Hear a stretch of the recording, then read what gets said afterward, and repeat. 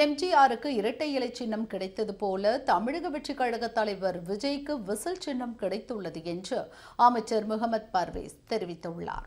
புதுக்கோட்டை மாவட்டம் திருமயத்தில் மாற்றுக் கட்சியினர் தமிழக வெற்றிக் கழகத்தில் இணையும் விழா நடைபெற்றது.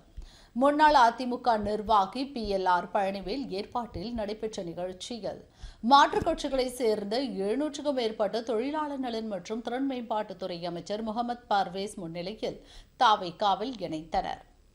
இந்நிகழ்ச்சியில் பேசிய அமைச்சர், தமிழக வெற்றிக் கழகம் இளைஞர்களால் வழிநடத்தப்படும் இயக்கம் என்றும் மாற்றுக் கட்சிகளில் இருந்து இணைந்த மூத்த நிர்வாகிகள் தங்களது அனுபவத்தை இளைஞர்களுடன் பகிர்ந்து கொள்ள வேண்டும் என்றும் கேட்டுக் கொண்டார். நிகழ்ச்சியின் நிறைவில் தமிழக வெற்றிக் கழகத்தில் இணைந்தவர்களுக்கு பிரியாணி விருந்து வழங்கப்பட்டதுடன் முன்னாள் அதிமுக நிர்வாகி PLR பழனிவேலின் வாகனத்தில் அமைச்சர் முகமது பர்வேஸ் கட்சிக் கொடியை ஏற்றி வைத்தார். மாற்றுக் கட்சியிலிருந்து வந்திருக்கலாம், இங்க நமக்கு எப்படி இருக்குமோ எந்த மாதிரி இருக்குமோ எதுவும் கவலைப்படாதீங்க.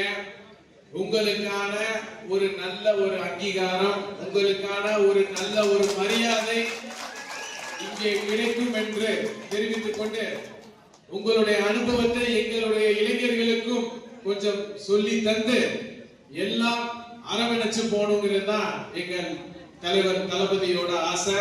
அதே ஆசைய மாவட்டத்துல நம்ம எல்லாம் இணைஞ்சு செய்யணுங்கிறது தான் நம்மளுடைய லட்சியம்.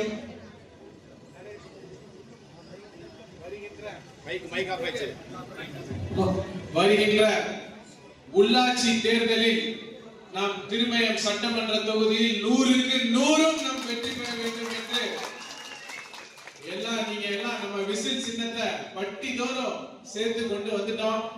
இப்போ எல்லா பக்கமும் நம்ம விசிலுங்கிறது தெரிஞ்சிருச்சு. இன்னும்